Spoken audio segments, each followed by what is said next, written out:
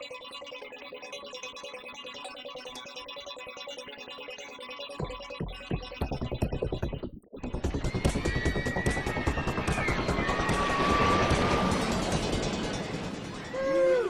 right. Aloha Maui Nui. Episode 40. I wanted to say that. Episode I had to say 40. Welcome, folks. This is the Solar Coaster. We are at episode number 40. 40. You just said it. Can't believe it. It's a really cool episode. Episode 40 is actually a bit of a family affair here. We're doing drones and renewable energy with this fella named Brian Verkaart. Very similar. No relation. Yeah, sure. Let's go. So really excited. We've been talking about this for a while, Brian. Thank you so much for coming to the show. Welcome to the Solar Coaster. Thank you, sir. Great All to right. see you. And so Brian and actually I go way back, but apparently you guys go way back a little further. Yeah, a little bit. Brian is actually my brother. We've been playing in the space for a little while, in the airspace of Maui for a little while. I've kind of fallen off, but Brian has maintained his status as the drone guy. Through my early years, you were my tech guy. You helped me through all the software. You helped me get everything starting to work together nicely. Sure.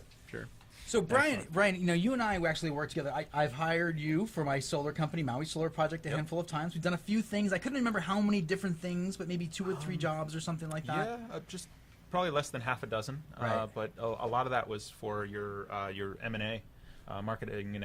Right. Yep. Yeah. Yeah, marketing stuff, right? So, but the one that stands out in my mind is actually the Real Estate Maui Now cover of the Launi and Poku house, and it was spectacular. And just so everybody knows here, Brian really is a consummate professional. He is extremely detail-oriented, extremely focused. He kind of is like super buttoned up and ready to go and ready to kick butt whenever he does something. It's just Brian's nature. Yeah, we come from an engineer family, and I think that kind of goes without saying for everybody here. Yeah. And so the Launi and Poku house, I remember that one, and that was my kind of I think that was probably like one of the bigger projects. And you had this huge, awesome drone. It was like maybe an Octo or something like that. Yeah, that was a big octocopter that we put a full frame camera under to get you the best resolution we could, because we knew it was going to be a magazine cover. So we had to make sure that everything was spot on perfect for you. Yeah, and I show that off to this day, so thank you very much for that amazing experience. And then, of course, you were working with your wife, Sue, at the time, and you both had your blue Sky Aerial gear on, your hats and your shirts, and everything was like really, really professional. So we were thinking about doing a drone episode, because Jay and I kept seeing drones emerge into the space in the discussion of renewables. And, we're like, well, who else would be better than Brian? We could go start, searching around the world for the drone expert. We're pretty sure you're that guy. So at the very least in the state, I'm very comfortable saying that.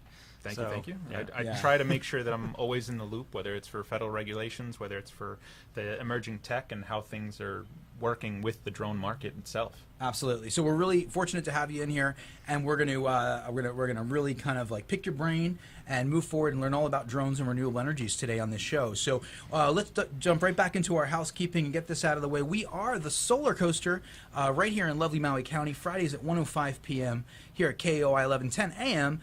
We also on some FM stations, 96.7 FM Central Maui, 96.5 FM West Side, 98.7 FM Upcountry, and then we do have a website, right, Jay?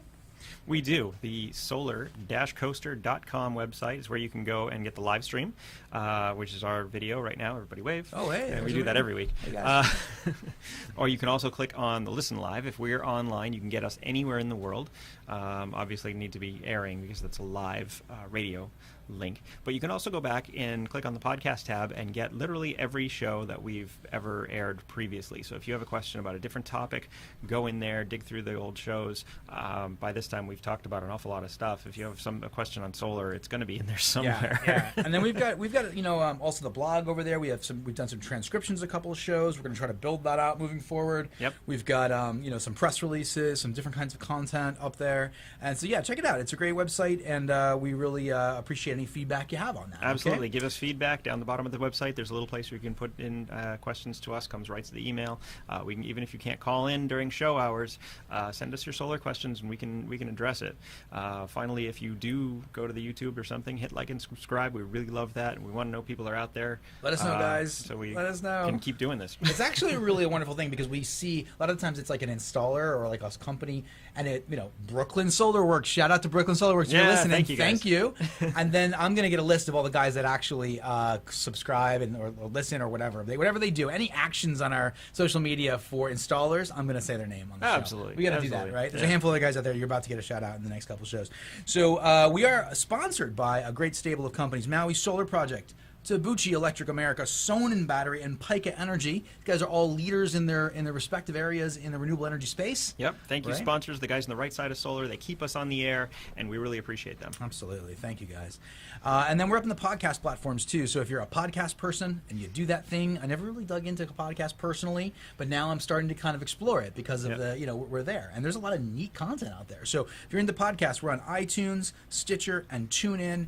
Do whatever it is you do on a podcast platform. look for us. We're the Solar Coaster on the podcast platform of choice. Absolutely. So let's jump right into news and events, guys. Here we go. Okay, the first thing I've got is coming out of the Guardian, Sustainable Business 2017 is actually from February. We were going through and looking for drone-related news. Like I said, we keep finding them every so often. One pops up, and it is like, wait, they're doing what? And so the conversation kind of is, well, drones, that's cool, and they're coming. They're not coming. They're here. And these are all the examples of this. So this is way back in February. Drone Robot Solar Power Plant Energy is the name of the article. But what it's actually about is how drones are helping design solar power plants of the future. Okay, yeah. And I remember, and Brian, just, what we did is we captured a bunch of stuff that was in the news today and throughout the year and really tried to kind of, like, I was thinking of it was from a chronology, right? It's like what's going on in the design space, what's going on in the O&M space, what's going on in the residential space. So different areas that how drones are kind of infiltrating the renewable energy market. And this area right here struck me because I've actually been in that position as a guy on the ground. And I've been out there in the field that's basically a bunch of cane grass in 5 acres, and on the back of the truck with the blueprints of the design that's already planned out and the land lease over here going, and then Google Earth opened over here. I think it's here, right? Yep. But what they're doing here with drones actually takes that whole process that took me, I'm serious, took me like a week to prepare for and days to figure out on site. Probably could be done in, I don't know, minutes? Yeah, depending on the size of the property, this can be scaled down to, instead of having a survey team out there for a week to get you accuracy, we can fly a drone and in a matter of hours, or if not within a 24-hour turnaround, we can get you sub-centimeter accuracy for scanning the property. That's remarkable. I remember literally the owner, this guy, this fella Everard. He's a really remarkable guy, brilliant guy, owns a engineering firm, and he's in great shape, and he's probably like late 50s, and I'm not so much in great shape. So he's out there with the blueprints, like running the perimeter of the TMK, going there, and there, and the flags. Yeah. So this actually, I can completely understand how this would make a major impact on our ability to design and really get ahead of the game with a solar farm. That's a really remarkable thing. So that's one aspect of how drones are infiltrating the renewable energy space and making the job of renewable energies more effective, right? Right. So very cool. So check that out, folks. Sustainable Business 2017, drones in solar plant energy, right? Yep. What else we got here, Jay? Okay, so the next article comes in from Internet of Business. It is solar industry looks to drones for competitive edge. Now this was really interesting to me because they literally go through why you would want to leverage this technology. They're very specific. High quality area footage is useful for any number of planning, but then later on, thermal inspection was the big thing. You were very specific on this one. Yep. But going through and actually finding, if you have this giant 100-acre solar farm, how do you identify the panels that are misfiring, malfunctioning, or even potentially maybe there hasn't really been a dip in an energy curve yet, but it's coming, and you can actually identify them before failure.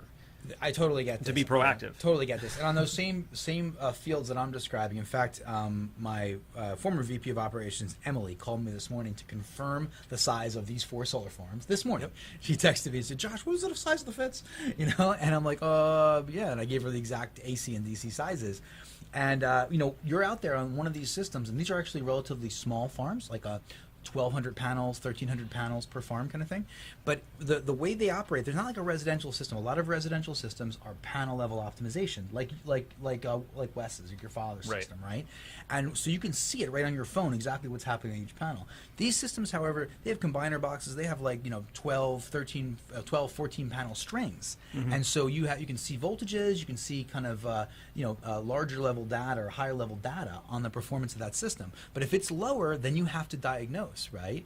And so you're not going to get that on your phone. You're going to get like broad level energy curve for, in this case, 250 kilowatt AC, right? It's going to be like, this is what's going down for the whole field. You get a simple flag of, hey, something is wrong. Right. And it could be as simple as a leaf. Right. Yeah, a leaf will the grass has grown a little too high, And that's exactly what it always is. Yeah. The cane grass out in these fields, out in Kapalua and the Pili.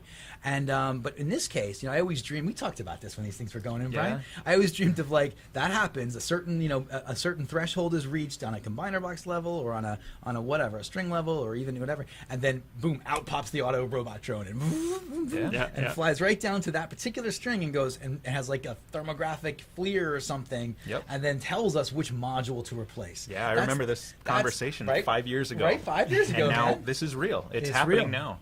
So this is actually happening today. So 5 years ago, we're chatting about this stuff, Yep. and now this is actually a market ready service. Yes. These drones, they'll go out there and exactly as you said, it's a thermal imaging camera. And if you've got a single panel or a single crystal that's causing a panel to underproduce, then the drone will go out and depending on the size of the field, again, if you've got kilowatts, it's really quick turnaround. If you've got megawatts, well, that's a really big field, so it's going to take a little longer for the drone to move. But a drone can fly at upwards of 60 miles an hour, and that's a lot faster than your survey team going out there with FLIR cameras themselves. Wading through cane grass that's 10 feet tall. Fast. Fighting those centipedes off. Making notes the whole way, trim the grass. Absolutely. Okay, so we got these. So that was the final paragraph in this article is all about autonomous missions, though.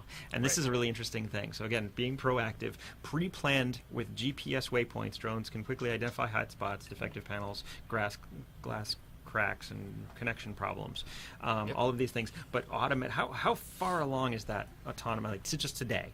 Today, a lot of the BSAS machines can be run from an Android tablet where you never need to touch a radio control. No joysticks, no nothing. You can walk out there, you program this on an Android tablet because the Android's a lot more open source than the iOS. The Android tablet, you touch where you want the drone to go, you tell it how fast you want it to get there, and then you push the go button and just stand back and watch, and the machine will take care of itself. Wow. So I could fly one. Yes, sir. So BSAS. We'll get back to that. Just so people can understand what BSAS is. Is that your company? Sorry. Yeah. BSAS was a Blue Sky Aerial Solutions. We are a company that's transitioned originally. We were doing a lot of aerial videography, and that's what the general public believes that drones are really good for, is taking pictures and taking video. This is not the case anymore. We're now doing full industrial and commercial inspections. We're doing pre-construction. We're doing a lot more sensor suite analysis versus the video portion. So we've actually segued more towards agriculture and industrial product design. So me as a BSAS employee, I am an aerospace engineer. So I sit a lot of time in front of my computer and in front of my lab and manufacturing these drones to be able to be boxed up, sent out, and fly themselves for clients. That's pretty exciting stuff there, and I've seen that. I've seen you at your computer in your workspace in your little Doc Brown office back there. Yeah. So let's take a look at a couple of these things that are happening in the space, and then what we're going to do is we're going to hear an in-depth kind of discussion about how drones arrived at this amazing kind of capability that we're living in today, and then we're going to learn a little bit about the future focus too, what's going on. So we're going to have a big future focus section in this. Usually it's kind of like the last thing we do, and we're going, and we miss it half the time. We get an opportunity to talk future today, which I'm really excited about. So what's the next one, Jay? What's the next one? So out of renewableenergyworld.com, 5 reasons why drones are going to work for solar asset managers. Okay, yeah. Well, this is all optimization, right? Yep. They go integration, efficiency, safety, productivity, accuracy. And why they would want to do that. But the really, really interesting bit in this article is how bringing drones in-house may not be the best choice for a lot of companies. Totally get that. So you really want somebody who knows the technology, specializes in using the technology and can do it, they're going to be able to do it better and cheaper than you trying to train somebody up. Because there are very specific rules and things that you need to follow these days. Yeah. I mean, like, of course, I bought a drone, right? Yep. And it was like a $300 drone from Amazon or something. And it was a trade show. My partner it was a founded trade show. You came home, you were so happy. I got a drone. Like, yay. He's trying to set it up in my backyard. I'm like, We went to your backyard. I don't think it's a good idea. We put it up. I mean, I might have gotten about 15 minutes of flight time. No, I didn't break it at your house. You didn't crash it at my house. I brought it home, and me and Juju were goofing around with it, and then I broke it right away. Yeah. And now it's been sitting up in my loft for the last couple of years. That's a joke about Christmas. Every year, about 8 million drones are opened, and then by about 2 p.m. that afternoon, there are only 1 million left.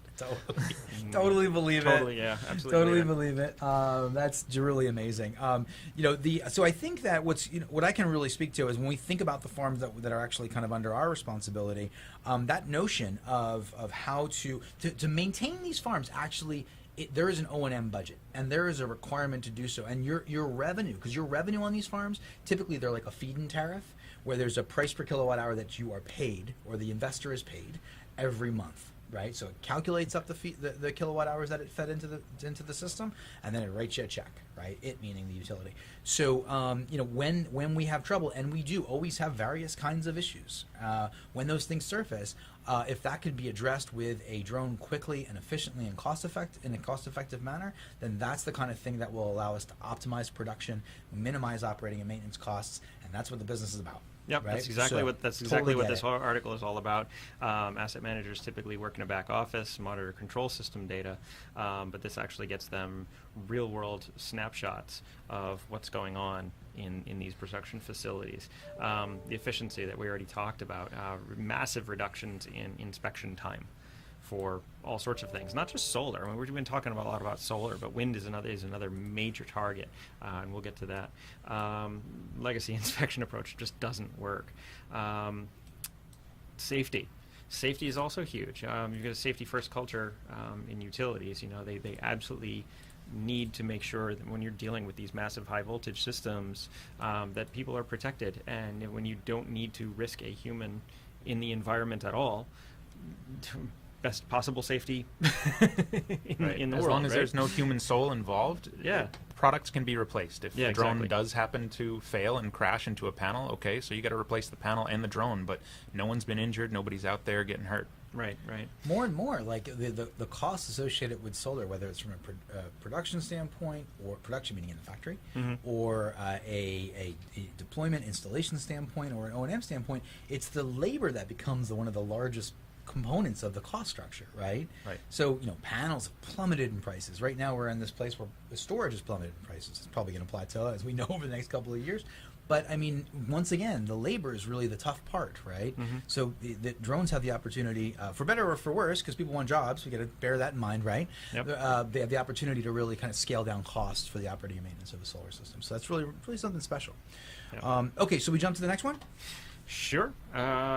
Why drones are game-changing for renewable energy. This is actually, we're getting pretty close in the time horizon. So Amazon caused quite a stir. They were actually talking about drone delivery for package. Now, how realistic is that? For those, it's always I know you get asked this about 20 times a day. I do. The size of a drone to actually lift your standard Amazon package is prohibitively large. The FAA defines an SUAS, which is a drone, flying machine, as less than 55 pounds at takeoff weight. So that's batteries, that's the machine itself, that's payload, that's everything. Yeah, everything it's carrying as well. Yeah. I ordered 35 pounds of dog food. We're not going to replace FedEx, UPS, or DHL anytime soon. Anything larger is considered an experimental aircraft, so you have to meet a whole lot more stringent requirements for that. If you can carry around somebody's scarf or deliver a pillow, yeah, by all means, it will deliver it, but not very far. Yeah. Okay. Not likely. This is actually really specific because they go through and talk about a lot of the companies that are actually using them already. So Duke Energy, there are a couple other hidden here. Smartphone, solar installer, a decent number of companies.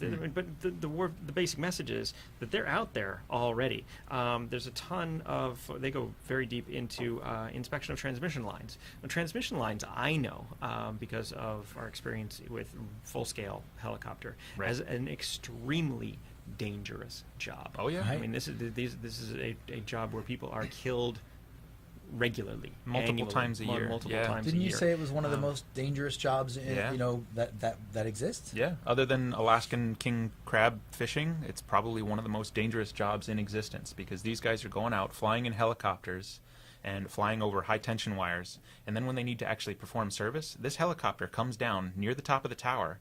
And this is where problems happen, because the helicopter sits in an out-of-ground effect hover, and if it happens to catch one of its skids under the wires and then try and escape, that's it. That and the entire crew, the helicopter, the whole crew is done. And sadly, this happened multiple times in 2017. Yeah, and these are live wires too. Yep. I mean, there's actual discharge potential. There's a lot of, I mean, just what's it called? That static effect. Yeah, but it has a name. Yeah, they have a pole first. You have to touch the thing before you can ever get over there, because it's just dangerous. It almost it kind of speaks to the issue of robotics in general, right? Because there's this thing happening in the autonomous driving space of electric vehicles, where there's this notion of how you may not be able to get a license in the future because it's dangerous for people to drive. People make mistakes, human error, pilot error, right? Yeah, so we're talking about the same thing. Yeah, the insurance on automotive, it's been speculated that if you're going to drive your car, you're going to pay higher insurance rates than some guy with an autonomous car. It's amazing. And then so the thought process here is basically just that the society didn't have a choice, so we needed to put people at risk in a sense. To do these jobs, and they were risk-taker kind of job-oriented people. They're like, yeah, I'll do that thing. That's the kind of guy I am, and I can handle it.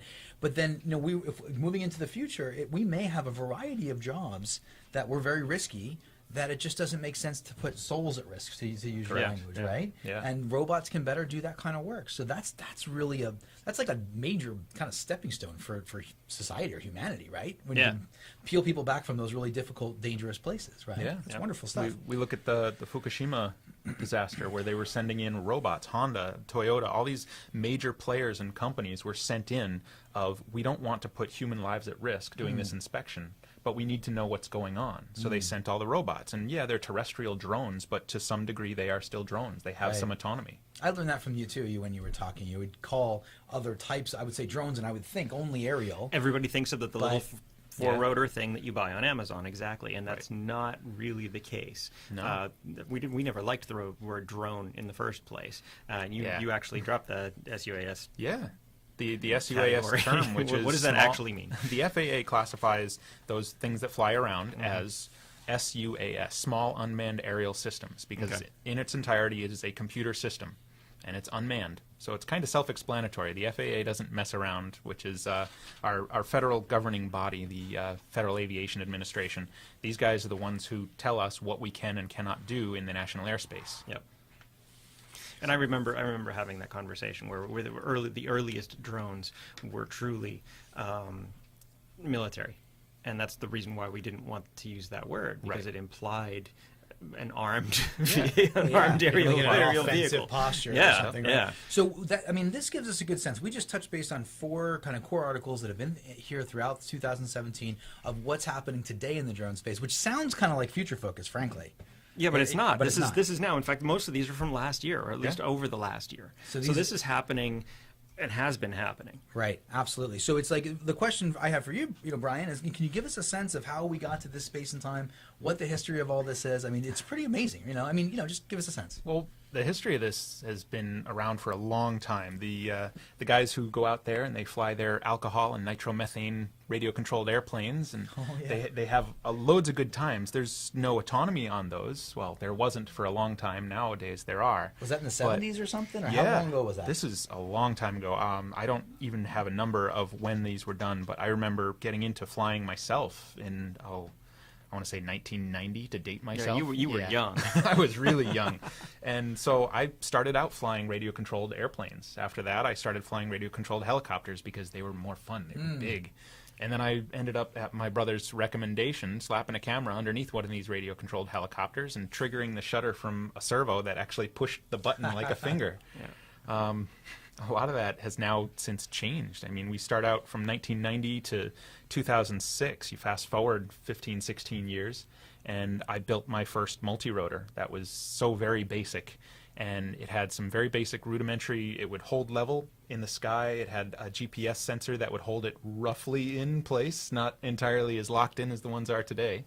But we started flying those, put a real cinema camera under it, and started flying for any client that would say, hey, yeah, we want that, and we don't want to pay for real helicopter time. And basically the cost of doing business came in at half of what real helicopters would fly for.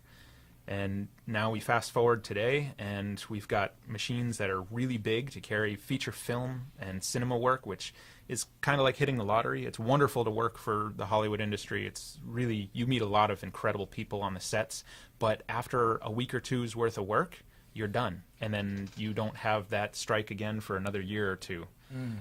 So the smaller machines, and basically the smaller machines are a lot less invasive for your average client. The people who fly DJI, which is Daijing Industries, it is the Chinese leader. It is the Apple of drones, as they're billing themselves to be.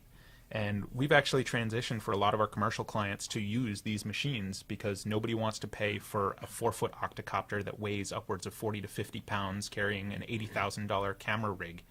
And most clients don't need nor want that. So we transitioned those very big machines to fly for agriculture and industrial purposes, where they carry a full sensor suite from visual spectrum cameras to near-infrared for NDVI inspections of agriculture to full FLIR thermal imaging for either search and rescue to the solar inspections. You know, it's when you're so. I can see how that movie space is kind of evolving, right? And that's kind of a very, exciting kind of jazzy space to be in, right? Because you're kind of, you're rubbing elbows with famous people and stuff, and and there's that whole movie kind of environment going on. I mean, have you thought about just moving to Hollywood and plopping yourself down and being the drone guy for Hollywood? New Zealand. Yeah, New Zealand or Georgia. Georgia's getting really big. Yeah, Georgia's big. Which Georgia?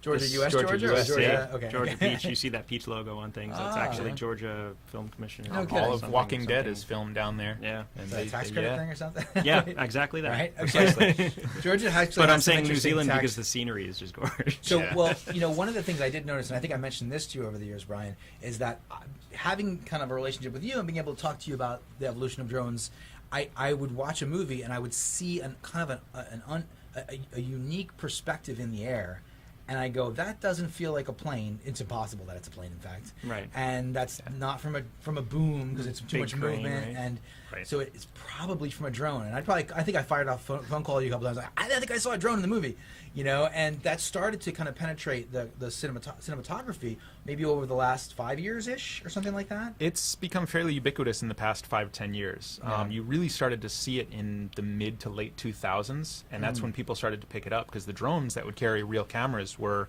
now stable enough and big enough that you could put it halfway between a boom jib and a real helicopter, and it filled that niche to give you that very different perspective. Yeah, that's very cool stuff. I mean, I think that adds a lot to movies in general, right? Right. And so that's one area of the business, and you've had a couple of really cool experiences there. You shared that with us. In fact, you said it's almost overused at this point, right? People are kind of kicking back against that. Do you see? I for a while it was like the secret sauce, and now now it's just everywhere. People see drone video and they don't pay it any mind. You see it on Jeep advertisements. You see it at the very beginning of Hawaii 5.0. You see it everywhere. But I kind of want drone video specifically to be used like saffron. It's really good when used sparingly, and you get that incredible impact of, wow, look at that incredible shot. But if it's overused, well, then you have just ruined the dish, and then your audience turns away. Right. I get that. So what I heard in your description was that it reached this kind of pinnacle of capability in cinematography and in movies, and then it became kind of almost like democratized in a sense because it became less expensive with DJI. We have a representative of DJI here in Maui. Their main guy is Randy J. Braun, right? Yeah, Randy is one of their ambassadors or something like that? Yeah, photographic or video. video ambassadors for DJI, and he spends a lot of his time here on Maui and produces some incredible stuff. Yeah, yeah. And then DJI and the kind of mass availability of these drones have made it more cost effective, I guess, right? Is that where you were going with it? Yeah, they've made it more cost effective. They've put the drones in pretty much everyone's hands, because you can now get into a really decent drone for less than $1,000 US. Right. And that will get you up in the air and have some fun, but at the same time you kind of have to keep your head about you. And like you found out with the drone, it's not as easy to fly as you think it is. Yeah. So what's your top pick right now? Can you give a plug? Is that cool? Which part? For the $1,000, sub-$1,000 drone. The sub-$1,000 drone? Well, Yeah. DJI on the 23rd just released their Mavic Air, which is basically just barely bigger than a Spark, but will shoot full UHD 4K video. So that's the one to go with. That's the newest, latest, greatest, sub $1,000. If you've got more money to burn, you can definitely sell us to it. Yeah, like many things, you can pay as much as you want, but yeah, some of the big cinema drones, if you want to carry something like a Red Epic camera, that's a $50,000 machine. Yeah, but there are other considerations as well. Right? So this gets us to: is that really the history of drones? Is there more to that where we're at right now, or is that kind of where it tails off the story? That's kind of where it sort of tails off. We as BSAS, and I've been doing a lot of research and development, and I talked about this very briefly about transitioning to agriculture and industrial side, because everyone who can go to Amazon can now buy that sub $1,000 drone and get pretty decent video for social media, YouTube, possibly video. It's not true cinema quality, so we still have that going for us, and that's a lot of where our commercial work goes, is that we're shooting for cinema, or we're shooting for clients that do have that desire for very high resolution, very high quality, and very stable footage. Yeah, but there's, for most folks, the good enough. Yeah, and good enough 4K at 60 frames is pretty good enough. Right. Absolutely. There's so many different applications for this. Okay, thank you for that, Brian. That was very helpful. That gives us a sense of on the first section of that news and events, that what's going on in the space today, and then we were able to get a good sense from you as to kind of how we arrived at this point in time. So let's jump into our commercials. Let's kind of hear from our sponsors, and then when we come back, we're going to dig into where things are going. Right. The real future focus show. Can't wait for it. Aloha and welcome to Maui Solar Project. It is easy to feel rejuvenated just stepping outside on a magnificent Hawaiian day. Maui Solar Project is here to help harness that energy you feel in your body and use it to power your homes and businesses. As lore tells us, Maui harnessed the sun so as to slow its path across the sky. Join Maui Solar Project as we harness the sun's energy and slow Hawaii's dependence on fossil fuels. Call Maui Solar Project at 269-2352. MauiSolarProject.org. Tabuchi Electric, a leading worldwide inverter manufacturer, presents the second generation of the Eco-Intelligent Battery System, the IBIS. Tabuchi's grid-friendly system includes a high-efficiency inverter, stackable batteries, and integration with Jelly software for the most adaptable battery storage system on the market. The system is optimized for energy management and cost performance. Maximize your solar investment with Tabuchi's electric Eco-Intelligent Battery System. The Sonnen Battery Eco is an energy storage solution that utilizes intelligent energy management software. The system is available in a variety of storage capacities and allows for expansion. Sonnen Battery Eco allows you to save money by harvesting energy from your solar PV system and using that stored energy when rates are more expensive. Sonnen Battery Eco is specifically designed to provide you and your family peace of mind in the event of power outage. Our unique power detection system will sense outages in real time and automatically switch over to battery power. See Sonnen Battery Eco at sonnen-battery.com. MIT founded Pika Energy, makers of the Pika Energy Island, a smart energy management system that uses solar panels, lithium batteries, and intelligence to manage your energy and keep you powered even during outages. With a clean, intelligent alternative to grid power, you're in control of your energy future. Pika's Energy Island lets you manage electrical costs with HECO-ready self-supply functions. Pika's largest battery, the Harbor Plus, offers 16 kilowatt hours of stored energy and can power loads of up to 10 kilowatts. And if you need more capacity, just add a second or even third Harbor Smart battery to the same system for a maximum of 48 kilowatt hours of usable storage. Pika Energy, own your power. To learn more, visit pika-energy.com. All right, there's our wonderful sponsors that keep the solar coaster on air. Yep, fantastic. Thank you again. Always, yeah. Thank you, guys. Thank you, really do. Without you, we wouldn't be here. So, and we just had a great experience with Pika out here in the islands too. So, we give them a shout out. Thanks for coming out, for doing the training. Everyone's super inspired by Pika. Don't get me talking about Pika. 2%, 99% efficiency. DC. Yes. Right. So I still want to see the DC Rebus appliances. Ridiculous, man! I can't That'll wait. Be so cool. I would play. Yeah. Anyway, so I'll stop Okay. talking about that. So very good. Thanks, guys. And then we're going to jump right in now to some of the stuff that I'm most excited about, which is where is the future of drones in relationship to renewable energies, and what are the capabilities as they're evolving, right? So we're really going to kind of stretch your drone, brain muscles and find out the information. So we're going to start out here with this China solar powered drone. Of course, we're in the solar industry, and I've been talking to Brian about this forever. Hey, I want to power it with solar. Hey, I want to power it with solar. Okay, first of all. Well, all of BSAS's drones are solar powered. There you go. Basically, they're still battery powered, so don't get me wrong there. They won't fly in perpetuity. Yeah. But every single one of BSAS's drones are charged by the solar array on the roof. Nice. So we charge the batteries from the sun and then take the batteries and go out and beat the air into submission. Sounds like a like our Blue Ion. Well, do I understand right that you had a solar installation company install the solar? We actually had MSP do the job. Yeah, I heard about those guys. Those guys are pretty good. I heard about those guys. Okay. Yeah, 269-2352, by the way, if you want to start your own renewable energy powered drone business. From solar. Charge your drone batteries from solar. So let's jump right into this article, guys. What's going on here? This is where you stretch the definition of drone a little bit, because this is a large aircraft. Oh, that sounds like an airplane to me. Yeah, it is an airplane. 130 foot wingspan. A couple of these other articles actually tie right into this, but we talked about doing this ages ago, taking one of those fixed wing aircraft, coating it as best we can with some flexible solar panels and seeing what kind of range extension you can get of it. Well, apparently it's an awful lot, because this is designed to stay in the air for months. 65,000 feet. Yeah, and super. Yeah, it's like literally skirting space. It has a range, like visual range of like 400 square miles. Yeah, 400,000 square miles. Oh yeah. Because it's up so high. It's up so high, and it's also got a lot of surface area on those wings to capture the sun. Right, exactly. But that's just incredible to me. I mean, this thing is new, but I mean, this would be a technology that you could literally loft. I mean, how long is it until they're basically in the air indefinitely? And that's sci-fi territory. These things, we launch them and they never come down. Right. Well, it is sci-fi, and sci-fi becomes science fact. Yeah. We've all seen that whole black and white video back in the day when people shot themselves to the moon in a bullet. There you go. What did we do? Right. We shot ourselves to the moon, and now we've got these things where they fly around and take videos of us. Yeah. Well, now we're going for... I do the little ball that would hover and follow you around. Yep. Well, that really does work, and you can put it in the air. The Lily is making a comeback, and they're trying it again to be able to throw this drone in the air. Mm-hmm. It will find you, and it will just follow you around and be your personal videographer.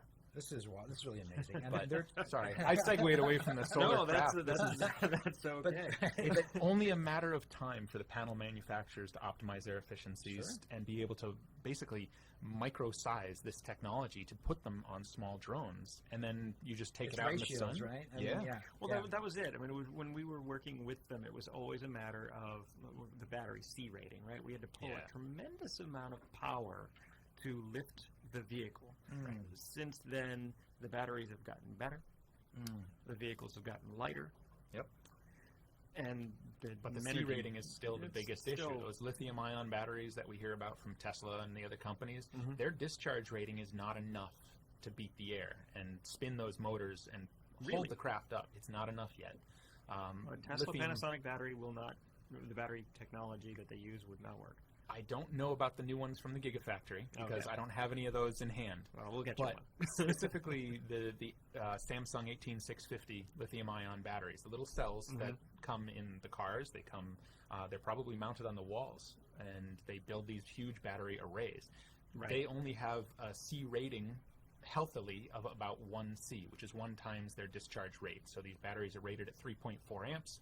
Each one can produce 3.7 volts at 3.4 amps. That's not enough to really drive these motors.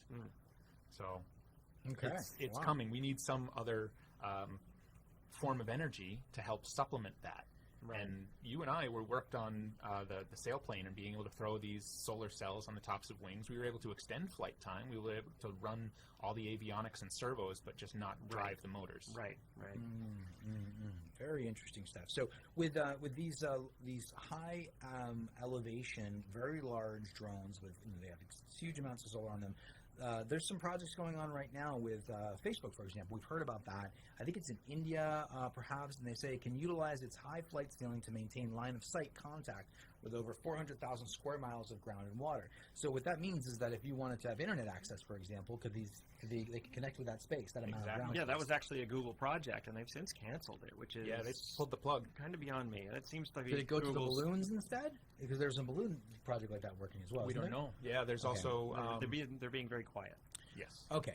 So we get it. That's one thing that's happening now, and I guess it's kind of in flux a little bit as to how these like high atmosphere solar powered drones, these ships, and what their duration is. Talking about several months of perpetual flying. Right. This is just really wild stuff. Yeah. From a solar guy's perspective, I think to myself, 60,000 feet. That's above most of the atmosphere. Right. I wonder what your sun day looks like there. Like how much sun you have, and then also the kind of technology that might best optimize that sun. Right, because you could probably squeak out, maybe it's an 8-hour, a 10-hour. I don't know what that Sunday looks like. It could be really long, right? Right. And you get a lot more generation than you could on the ground. That's certainly a possibility. Okay, so let's jump into this next one here, guys. Gets more cooler and cooler here. So it's this one from nonstop for not several months, but for 5 years. So that was the next thing. It's just in the matter of days between this China one and this next one, which was from it's actually Titan Aerospace. It's Titan Aerospace, but it's a military contract. Right. This one is designed to stay in the air for 5 years. So here we go. Yeah, it is coming down the pipeline. It's just a matter of the research and the development to get us there. Yeah, but it's pretty much the same conversation. It's amazing how similar these airships look, right? They're super thin fuselage, super large wingspan, and of course that wingspan is this, and even the tail, which I thought was really unique. In the tail is actually covered in cells, right? So just any possible surface area.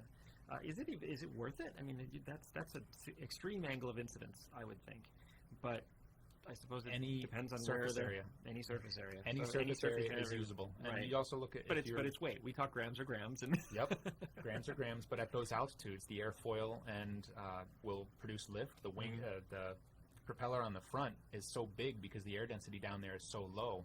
You're really dealing with a lot less wind resistance, and so you can kind of combat the grams or grams battle. You know, I find it really remarkable that drones are playing such a key role in bringing access of something like Facebook to the world, right? So if you can imagine Facebook's perspective, they're looking at an acquisition of this Titan Aerospace for $60 million. To them, that's a little like penny. You know, they're used to buying things for billions, right? So they're just saying, we're going to grab this company for $60 million, hopefully, right? And then we're going to potentially have access to 5 billion more people. Now, if they bring that access, they're probably going to be able to control what's viewed, and then they have a huge market that is kind of controlled, right? It's kind of a little concerning, actually, right?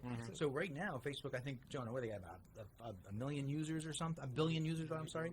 It's only a billion users in that kind of territory. So it's like that, which is kind of, precedent setting in and of itself. But the thought of taking the rest of the world through drones, that's what we're talking about, right? Right, essentially that. Yeah. Spreading 2 billion active users. 2 billion. 2 billion. 2 billion. Since yesterday, it's grown another billion. Yeah. What's going on here? And that's the Q3 of 2017. There you go. Yeah. There you go. Yeah. And they've also got the Project Loon, which is the balloon. So they're kind of going at it from different perspectives. Google's doing the Project Loon. Yep. So, okay. So we've kind of pushed the envelope here, so to speak, with drones. I have one here that you didn't actually get in the list, but this is something you sent this morning. Okay. And this is new from Green Tech Media, Ann Arbor, Michigan-based Sky Specs, which makes drone systems for wind farm inspection. This is what I was talking about. Wind farms are actually on a major target now. Just finished their Series B capitalization. These guys are really interesting stuff, but they are looking to make a completely autonomous system, which is literally 15 minutes of inspection for any large wind turbine structure. So you basically push the button and it does it automatically, and not only external but internal. So this is again where you internal. Yeah. So where you up the shaft, up the yeah, it's what's called a crawler. Yes. And it will. It's again, you're stretching the definition of drone, but it's a completely autonomous. It's a robot. Yeah. It's a completely autonomous system, so it's going through doing internal inspection inside the unit, and so within 15 minutes they can do an entire inspection of a full wind turbine with no human interaction or insight at all. And these wind turbines, Brian, as I understand it, like 2 megawatt wind turbines. I was just talking to a wind turbine technician maybe 3 weeks ago, and he was talking about how the seams were coming off on the actual blades. Okay. Yeah, delamination. Like 2 years into their lifespan. Yep. Okay, these are 20-year rated, systems or whatever. And he's like, I'm up there with a hanging scaffold, re-welding or re-riveting the seams on a blade of a wind turbine that's 400 feet in the air. And that sounds a little bit dangerous to me. I think that might be more dangerous than the king crab thing. I can't think of anything more dangerous. Just don't turn it on. Yeah. I mean, if you were juggling grenades while you're doing it, maybe it's more dangerous. But I mean, that's as dangerous as it gets. Yeah. Well, I see the problem I have. I mean, these are inspection. But how long until the drones can actually do the work? That's the question. Right now, it still takes a human to go up there and do. Yeah, we still have the opposable thumbs. That's what Brian's giving me the thumb. We still have the tools to do those repairs. Right. Once we get into a space where you can mount a little robotic arm underneath your drone, then I think you're going to see some major shifts. There have been robotic arms mounted to the undersides of drones, and people are claiming that this is now the first production drone with robotic arms. But the problem remains that the drone is still stupid. Mm-hmm. It can't think for itself. It doesn't have artificial intelligence. It can't make the judgment call. It just runs its program. Right. Like we've all seen the old movie about Johnny Five. Mm-hmm. They just run programs. They don't get happy. They don't get sad. But Brian, what about Ghost in the Machine and AI? Aren't you baking AI into your drones right now? Don't I wish? Unfortunately, no. I do like to still be in control of the drones to a certain level. I don't want them thinking to themselves because a lot of the big ones have 18-inch blades that swing around. So we'll keep those. We'll keep the thought for ourselves. But no, you're talking about the inspection side, and it is only a matter of time until the drones will be doing the physical labor and the repairs themselves. I asked Jonah to pull up something regarding the solar panels. SunPower has now released this drone. It's a panel cleaning drone. It has some level of autonomy, just like the iRobot Roomba thing. Basically, you take this rig and you set it down on your array, and it will trundle its way down the rails and clean the panels. And so it maintains your optimization for these solar farms. And I'm pretty sure Jonah's got that up. Yeah, he's got it. Yeah, you put a couple little weed whackers on the bottom of that. It's an optional attachment. It's only $10,000-$15,000. See, now you got to patent that before they go and they design it. This is really cool. The SunPower Roomba. I wonder if it's the SunPower actual tech. That's interesting. Pretty sure. Looks like it is. Yeah. And that's the last information I've seen of it. But it's incredible for these megawatt installations where you can now go out and if you've got a system problem, you can send the drone out to inspect the flying drone, or you have the terrestrial drone to go out and make normal cleaning. Yeah, and then the soil duration component of solar farms is actually really significant, right? So depending on where you're at, depending on how much precipitation you get, if you have dust and accreted particles on the solar panels, that inhibits photons, that inhibits electron flow, that actually reduces the amount of energy production you're getting. So these things that are slapping right on, that are just like Roombas on solar panels, that to me is a very viable technology, right? It certainly could take off. Okay, so where are we at right now? Let's jump into, we got one more left here, or is that the last article, Jay? That's pretty much it. The next one was about lightweight flexible panels for UAVs. They're actually, because it's a market segment that is growing, Alta Devices has actually gone through the process of really, really thinning out their flexible thin film. It is now thinner film. Now it's like a sticker, basically, right? Basically that, yeah. It really is. I mean, you see how they're. I mean, this is massively warped. It's basically a sticker that you can put on any surface and turn it into a photovoltaic generator. And so this is the type of stuff that they're using for those large aircraft. They have a very different aircraft design here. Looks like a B-2 bomber, actually. It's a little scary. Well, Flying Wing has the most surface Flying area. Wing had exactly that. So I'm Well, sure that's what they were looking at. off the charts, too. And the efficiencies are really, really good for these thin film panels. 28.8%? 30.8%? I'd like to get my hands on some of those and find out. Yeah, right. Well, That's remember, amazing. it's still prototype stuff, right? Okay, But it's coming. Look at that.